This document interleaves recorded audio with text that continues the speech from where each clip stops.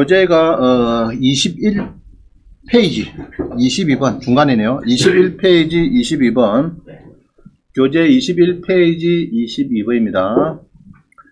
자, 동일한 아파트가 경매가 됐는데 낙찰되고 이전됐는데 또 경매되는 소리죠. 이런 경우 자주 있습니다. 있는데 그때 1차 경매의 임차인은 2차 경매에서 무조건 인수만 발생한다.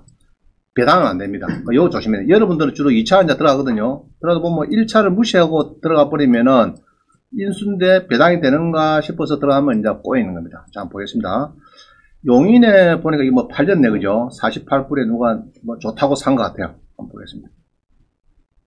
16에 511, 자, 그냥 그림만 보세요. 임차인 현황을 보니까 7월 달에 전입이고 압류는 2015년도고 그러면 선순위 맞죠?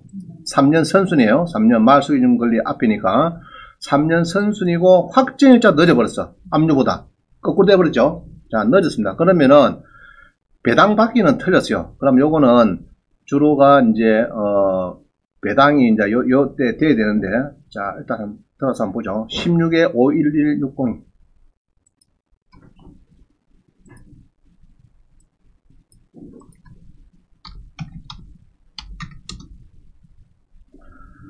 자, 용인시 처인구에 뭐 아파트가 나왔습니다. 그죠? 처인구의 아파트가 전용이 33평. 괜찮다, 그죠? 전용 33평인데 1억 1800에 뭐 2억 5천짜리가 낙찰이 됩니다. 낙찰이 돼요.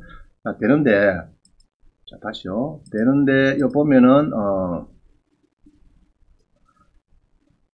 이 임차인이네요. 임차인이 압류가 되기 전에 전입이 빠릅니다. 3년 빨라요. 이게 이제 3년 이 사람이 빠릅니다. 이게 앞서죠.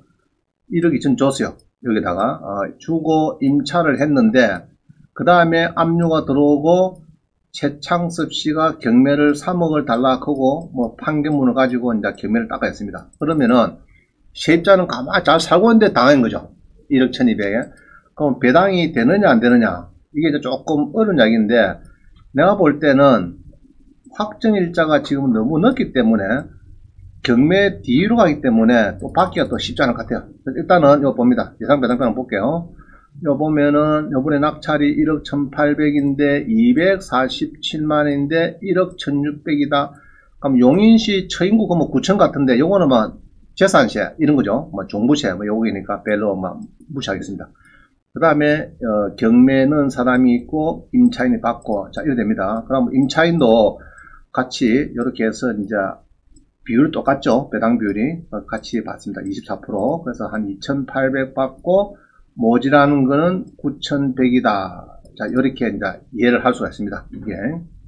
그런데 이런 거는 이제 간단해요. 막 9100이다. 그래 보면 되고, 그러면은 이 사람은 9100 정도 추가로 하면은 예로 1억 2천에 9천 같으면 2억 1000이고 적당히 샀습니다. 내가 보니 2억 5천이겠네. 2억 1000이고 2억 5천이고 한 4천 싸게 샀네요. 자, 막 그리 보면 되겠습니다. 그럼 요거는 이래 보면 되는데, 자, 문제는 뭐냐? 지금 뭐를 봤죠? 이래 보면 되겠는데, 문제는 요 아파트 201호가 다시 지금 경매 나왔죠. 여기 205호가 지금 나와 움직이잖아요. 그럼 요 보면은 지금 이야기한 거는 이제 과거 경매입니다. 과거에 201호가 경매됐는데 이게 다시 또 경매 나왔습니다. 그럼 18에 51160을 한번 보십니다.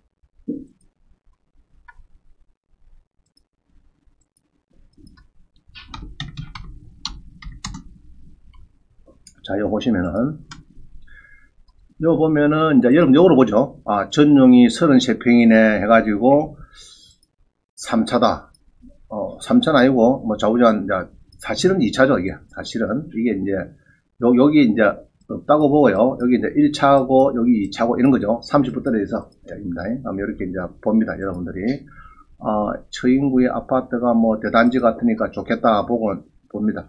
그럼 김도열 씨가 1억 2천을 달라 이랬습니다. 김도열 씨가. 그런데 아까 우리 본 요 사건에서 1억 2천이죠. 요 사건에서 아까 이제 김도열 씨가 있었는데 우리가 분명히 여기에서 뭐 배당이 좀 될 거라고 이렇게 했는데 요 2,800이 되고 9,100을 못 받아 생각하는데, 자, 못 받았다고 이리 보고 있는데, 여기서 본 게 1억 2천을 달라고도 배당금 해놨어요.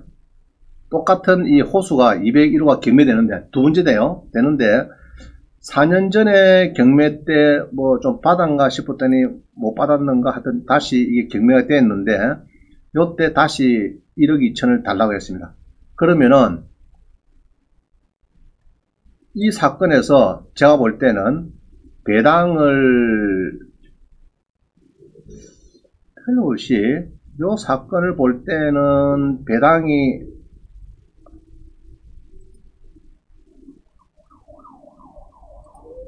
자 이거는 얼마 안 되거든요. 사실은 이거는 무시할 정도 됩니다. 내가 볼 때는 처인구는 그럼 이 정도는 받았을 거라고 알겠죠? 배당표 받았을 건데 한 3천 정도 받았다고 보여지는데 이 사람은 지금 요번에 다시 경매가 요 낙찰 받은 사람이 요 낙찰 받은 경매 낙찰 받았지 사람이 법인을 받았네요. 받아가지고 지금 이제 강제 경매 뭐 이렇게 해서 막 경매를 당하는데 요 사람이 법인에서 이제 경매를 당하는 1억 2천이 있는데 1억 2천은 지금 1차 경매입니까? 2차 경매입니까? 지금 2차죠? 그럼 2차인데 이 사람은 이번에 낙찰이 만약에 여러분들이 1억 8천 낙찰 받는다 그러면은 1억 2천이 받을 수 있는가 보면은 이게 이제 전입 확정도 1억 2천 빠르고 여러분들 단순하게 이 사람은 말소 기준 등기가 요놈인데 기준인데 요 날짜보다도 두 개가 빠르기 때문에 100% 받아가겠구나 이렇게 생각할까 싶어 겁난다 내가 볼 때. 자 다시요. 요번에 1억 8천 들어갑니다. 여러분들이 주로 2차 경매에서 모르고 들어갑니다. 들어가는데 내가 1억 8천에 2억 5천짜리 1억 8천에 사면은 이 친구가 김도일이가 1억 2천 받고 나머지는 뒤에 밑에 사람들이 뭐 알아서 배당을 받아가겠지 이렇게 해석할 수가 있죠. 자 그래 하면은 요번에 들어갑니다. 들어가요. 들어가는데 그러면 안 됩니다. 왜냐 그러면은 1차 경매에서 이게 임차인이 다시 등장이 되면은 이 금액이 물론 이제 3천 받은 건 모르겠는데 등장이 되면은 이 사람의 확정일자를 한 거는 한 번 쓰면 뭐 두 번 다시 못 써먹습니다. 일회용 반창고입니다. 자, 다시 봅니다.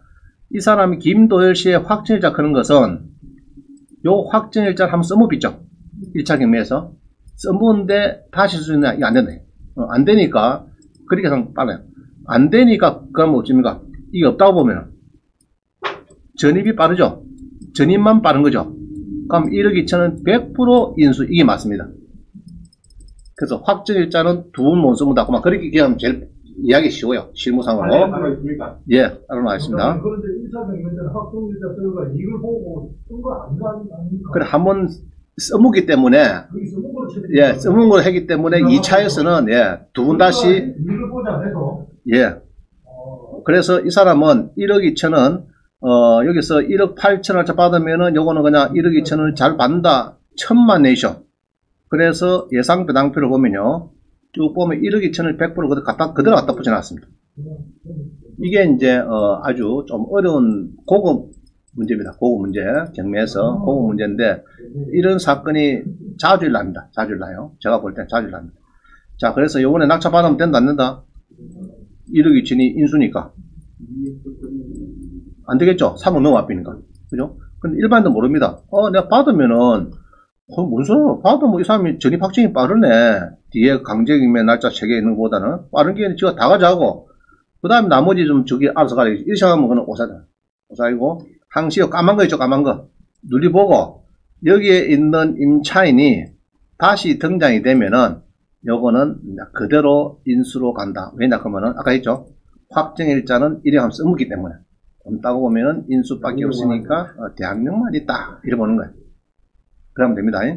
자, 그러면 되는데, 요 사건은, 김도열 씨 같은 경우는 1억 2천은 줄 필요 없는 것 같아요. 내 느낌에 그래요. 요건 아니고, 아마 한 9천만 정도. 막 그래 보면 되겠습니다. 제가 조금 전 배당표를 보면은 좀 받았을 거야. 받았는데, 그냥, 받은 건 무시해비고 막 1억 2천 그냥 신고했는데, 계약서가 1억 2천이니까. 그거를 무시하고 신고한 거예요. 이러면 안 되죠. 정확하게 해야 되는데. 일단은, 그렇습니다. 내용은. 그래서, 2차 경매에 볼 때는 1차 경매에서 못 받은 사람이 있을 때는 인수만 발생한다. 이렇게 기억하셔야 되겠고요. 자, 23번 봅니다. 동일한 아파트가 1차 경매에서 2차 경매로 진행된 아파트 낙찰받아 낙찰자 1억 2천만 주고당 안타까운 사건. 자, 요것도 그제에서 누가 하나 왔습니다. 1차가 있잖아요. 이 사람은 2차 받은 사람이에요. 1억 2,500 받았는데 이 사람도 그런 사건으로 저한테 온 겁니다. 보니까. 그럼 16에 693에 그제시 보면요. 자, 봅니다. 저한테 한 달 왔어요. 어떻게 왔느냐.